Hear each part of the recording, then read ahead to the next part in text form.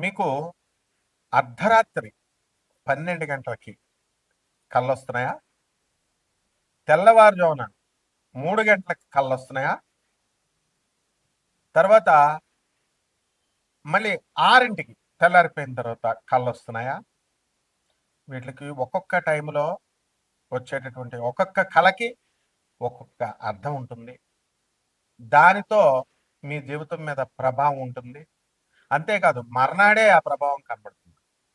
అలాగే కళల్లో టైంలే కాకుండా మనకొచ్చేటటువంటి కళల్లో ఉన్నటువంటి వస్తువులు కానీ, జంతువులు కానీ, మనుషులు కానీ, దెయ్యాలు కానీ, ఇలా మీకు వచ్చేదానికన్నిటికి కూడా ఒక్కొక్క దానికి ఒక్కొక్క అర్థం ఉంటుంది.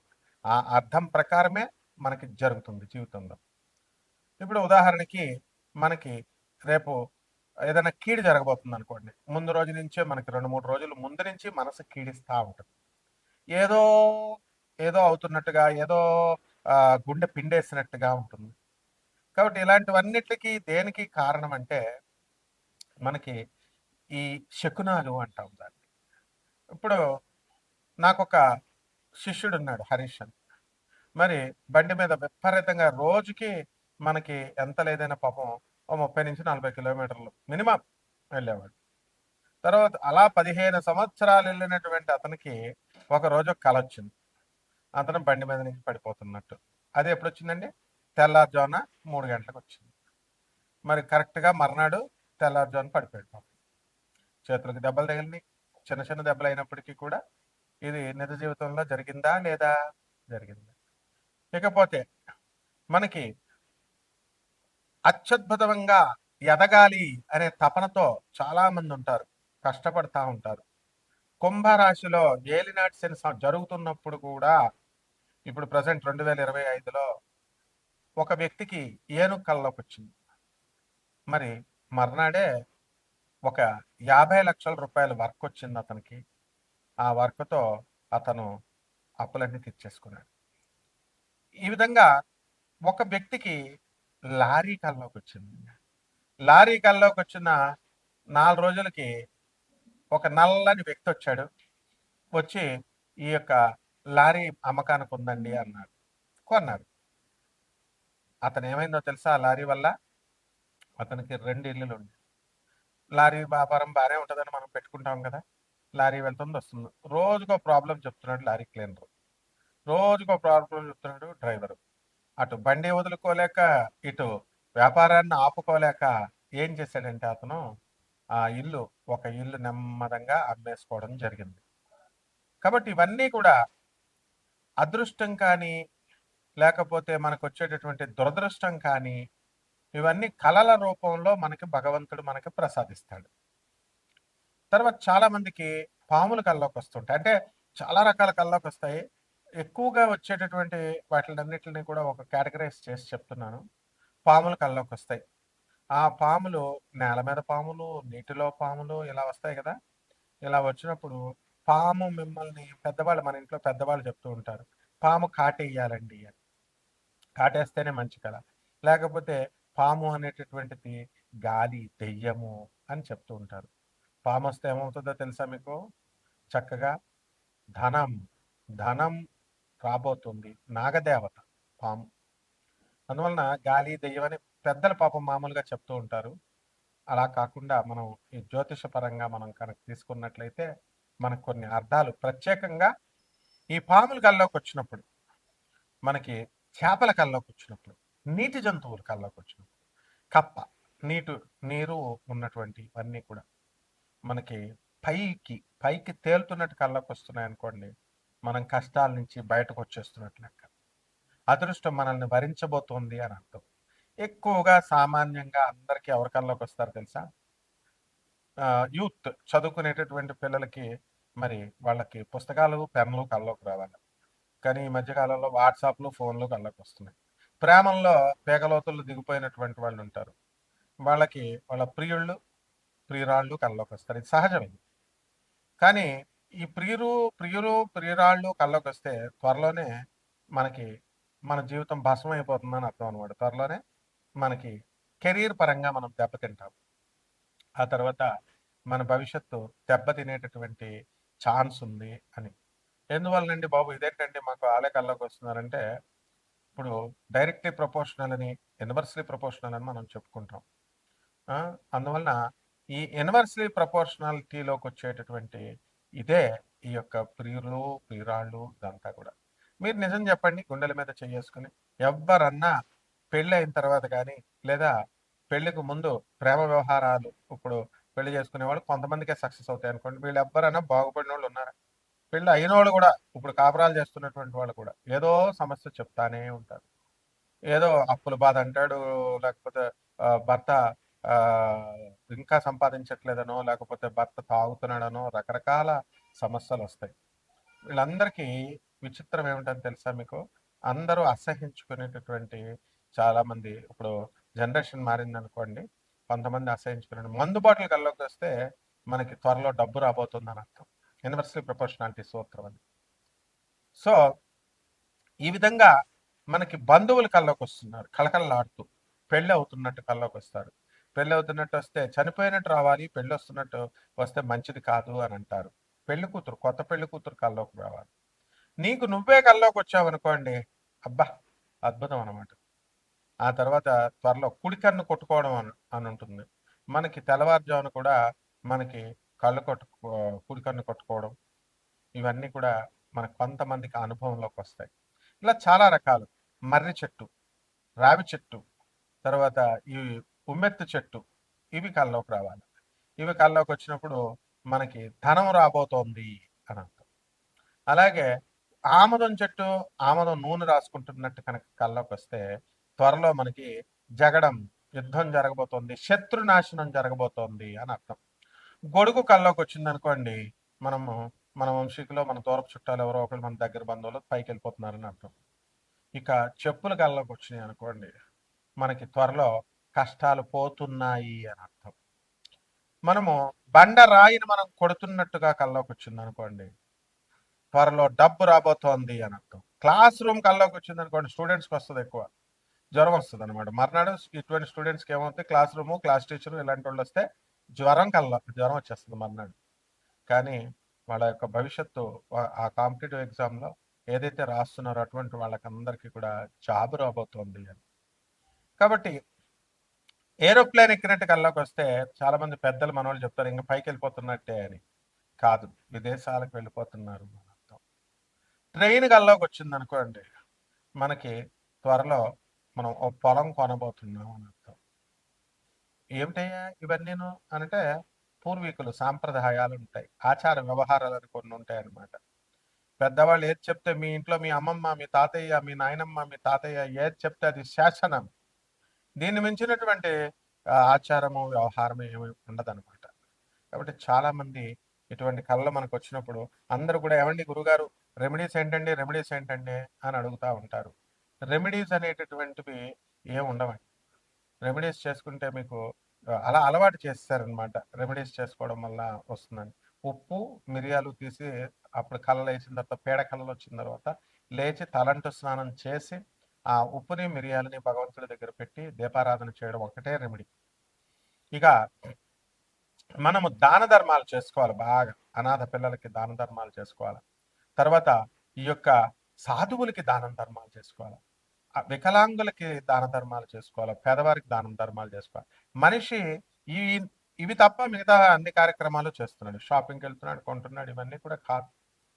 అందువలన మనం చేయాల్సింది ఏంటంటే చక్కగా ఇవి రెమెడీస్. ఇవి చక్కగా మీకు 12 ద్వాదశ రాశుల పైన ఈ యొక్క కళల ప్రభావం ప్రకారం మనం ఈ జాతకం ఈ యొక్క సంవత్సరంలో ఎలా ఉంటుందో మనం తెలుసుకుందాం. మిథున రాశి, ముఖ్యంగా ఈ మదన రాశి కళల ప్రపంచం అనొచ్చు, రంగుల ప్రపంచం అనొచ్చు మిథున రాశి వాళ్ళని. వర్షాలు కల్లోకి వస్తున్నాయి అనుకోండి, చిటపట చినుకులే మీకు. చిట్టపట్ట చినుకులు పడుతూ ఉంటే అని మీ భార్యాభర్తల మధ్య అన్యోన్యత పెరిగిపోతుంది. మీ భర్త మిమ్మల్ని డార్జిలింగ్ తీసుకెళ్తాడు, మీకు సింగపూర్ తీసుకెళ్తాడు. మీరు ఏ కాల్సి టెస్ట్ చేసుకోండి మీ ఆయన్ని, ఇది కళ, ఆ కళ రావాలా, రాకపోతే బలవంతాన్ని రప్పించుకోండి ఆ కళను మీరు. మిథున రాశి వాళ్ళు తర్వాత సినిమాకి వెళ్ళినట్టు కళ వచ్చింది అనుకోండి, ఇల్లు కొంటారు. కాబట్టి మిథున రాశి వారికి గ్రహస్థితులను కలిపి చెప్తున్నాను బ్లాండ్ చేస్తూ. అసలు విదేశాలకు పంపించేటటువంటి గ్రహాలన్నీ కూడా అనుకూలమైపోయినాయి మీకు. విదేశాల్లో జాబులు వచ్చేసినాయి తెలుసా మీకు?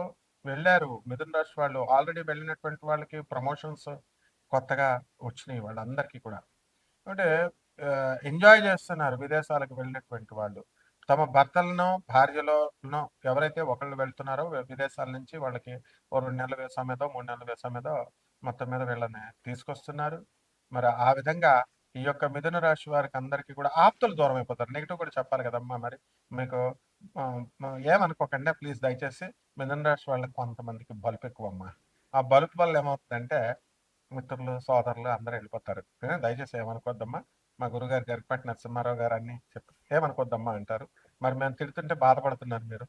కాబట్టి చక్కగా మంచిగా యాటిట్యూడ్ చేంజ్ చేసుకోండి. బ్రహ్మాండంగా మీకు మంచిగా ఎక్కుతారు.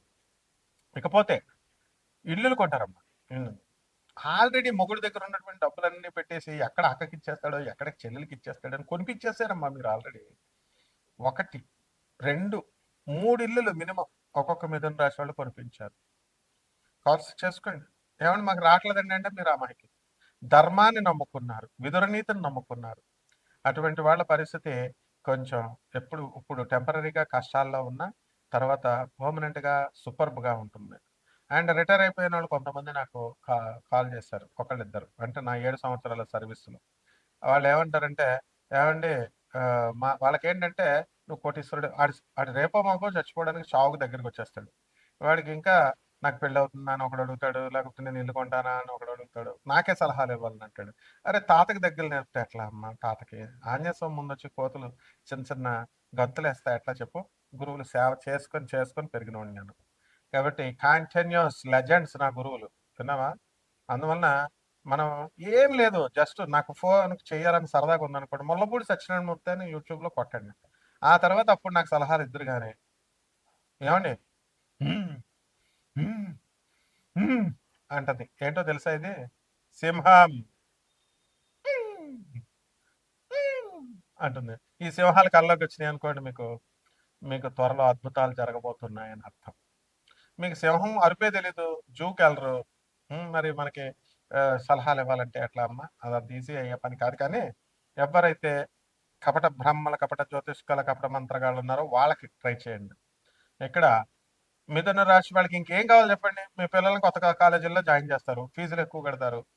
ఎంపీసీ తీసుకుంటారంటే బైపీసీలో డబ్బులు ఎక్కువ వస్తాయి, ఎంబీబీఎస్లో డాక్టర్ సీట్లు చదివిస్తే బాగుంటుందని ఎవడో పనికిమాలిన వాళ్ళు చుట్టుపక్కల ఉన్నవాళ్ళు మేస్టార్లు ఎవరు కదా సలహాలు, ఎవరన్నా బయట వాళ్ళని అడుగుతారనమాట. వాళ్ళు సలహాలు ఇస్తారు, బైపీసీలో జరిపించుకుంటారు.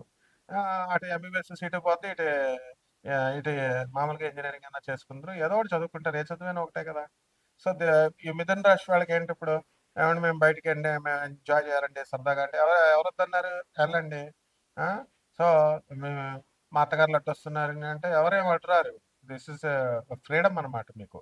కాబట్టి ఈ సంవత్సరం అంతా కూడా మిథున రాశి వారికి మీకు అలా రావాలంటే గాడిదల వల్ల కల్లోకి రావాలా, ఆవుల కల్లోకి వచ్చినాయి అనుకోండి లక్ష్మి శాంతము మీకు వస్తుంది, రోగాలు తగ్గిపోతాయి. కుక్కల కల్లోకి వచ్చినాయి అనుకోండి మీరు చేసేటటువంటిది మీ పక్కింటి ఆవిడ, ఎదురింటి ఆవిడ మిమ్మల్ని గమనిస్తూ ఉంటుంది, మీ గురించి బ్యాడ్గా అందరికీ చెప్తూ ఉంటుంది. అదేదో మనం బ్యాడ్ చేయకుండా ఉన్నాం అనుకోండి మనకి ఎందుకు వస్తుంది చెప్పండి. కాబట్టి మొత్తము అద్దెలలో ఉన్నటువంటి వాళ్ళు పెద్దళ్ళలోకి వెళ్తారు. ఇక రెమెడీస్ చెప్పుకోవాలి మనం. రెమెడీస్కి ఏం చేయాలి? మిథున రాశి వారికి చక్కగా గురుబలం కొంచెం తక్కువగా ఉంది, అందువల్ల మీరు రమ్మన్నా సరే స్వీట్లు కల్లోకి రావు. స్వీట్లు తిన్నామన్నా ఎవరో ఒకటి మీ పిల్లడు వచ్చి నోట్లో లాగేసుకుంటాడు, మీరు తిన్నామన్నా. టెస్ట్ చేసుకోండి కావాల్సి, నేను చెప్పేదంతా వెరీ ప్రాక్టికల్ నాలెడ్జ్. సో ఇటువంటి వాళ్ళు గురు జపం చేయండి, గురు స్తోత్రాలు చదవండి, గురువు కిలంపావు శనగల్ని పసుపు రంగు ఉన్నటువంటి వస్త్రాన్ని ఇచ్చి పేద బ్రాహ్మణులకి మనం గురువారం నాడు దానం చేసుకోవాలా. అలాగే చక్కగా మేడి చెట్టు ఉంటుంది, మేడి చెట్టుని చక్కగా మీరు ఏం చేయాలండి, మీరు ప్రదక్షిణాలు చేయండి, ఓం దత్తాత్రేయాయ నమః అంటూ. ఇకపోతే మీకు ఏంటండి, ఏమండి ఇవి రాశి ఫలాలు మీకు నిజంగా దిస్ ఇస్ ఫర్ ఎంటర్టైన్మెంట్. కళలు ఇవన్నీ కూడా సంగీతము, సాహిత్యము, ఎంటర్టైన్మెంట్ కోసము ఇవన్నీ సీరియస్గా తీసుకోకూడదు మీరు. అండ్ లైఫ్లో మీకు రియల్గా సీరియస్ ప్రాబ్లమ్స్ ఉంటే డెఫినెట్గా నాన్ కమర్షియల్ ఆస్పెక్ట్ నేను అబ్జర్వ్ చేస్తాను కాబట్టి, చూస్తాను కాబట్టి వాట్సాప్ పెట్టండి నాకు. ఫస్ట్ ఫోన్ చేస్తే అందరికీ ఇబ్బంది కదా, నిమిషానికి ఫోన్ వస్తే మనకి కుదరదు కదమ్మా, ఎవరికి న్యాయం చేయలేం. వాట్సాప్లో పెట్టండి, తర్వాత చూసేసి వెంటనే డిలీట్ చేసి అవతల పడేస్తాను నేను. తర్వాత నెక్స్ట్ ఇంకోటి ఏంటంటే కొంతమందికి ఉంటుందన్నమాట, మందు కొడుతూ చాలా మంది ఎక్స్పీరియన్సెస్ అయినాయి నాకు. రాత్రి 10:30కి మందు కొడుతూ సరదాగా వాళ్ళ ఏదో సలహాలు ఇవ్వాలి గురువు గారికి. కామెంట్స్ ఆఫ్ అంటే అది నాది ఆ ఛానల్. చాలా ఇంటర్వ్యూ చేసే వాళ్ళకి ఉంటుంది.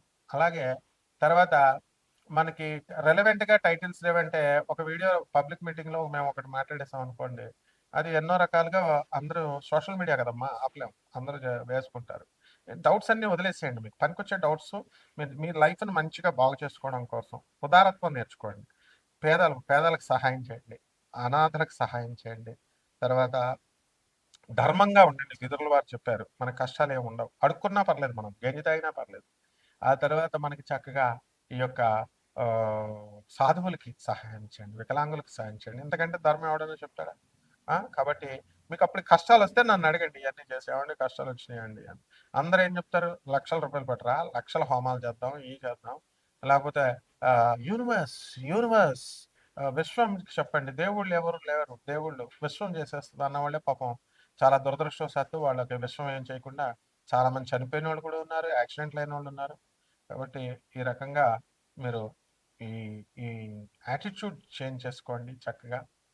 ఉపయోగించుకోండి.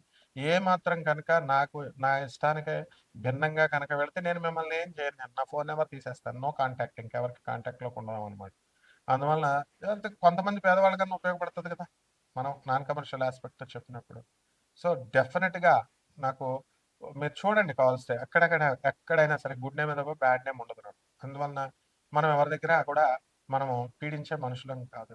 సో, ఆల్ నాన్ కమర్షియల్ యాస్పెక్ట్‌తో వెళ్తామని భారతదేశం కాదు ప్రపంచ దేశాలకే తెలుసు. సో, అన్నం ఇలా మెతుకు పట్టుకుంటే చాలు. ఇవన్నీ స్వార్థకర్షలు పొగుడుకోవడం కాదు. మరి మా ఉద్యమం ఎవరు చెప్పాలి? యాంకర్ లేదు కదా! మరి మామూలు జ్యోతిష్కులకి వాళ్ళందరికీ యాంకర్‌లుంటారు చక్కగా. వీళ్ళు చక్కగా మీకు చెప్తారు. ఒక 50,000 మీరిస్తారు. ఓ 2,00,000 మళ్ళీ హోమాలకిస్తారు. కాబట్టి మాది పేద సేవ అనమాట. పేదల సేవ. కాబట్టి గొప్పోళ్ళు చూడకండమ్మా. పేదోళ్ళు చూడండి. శుభమస్తు.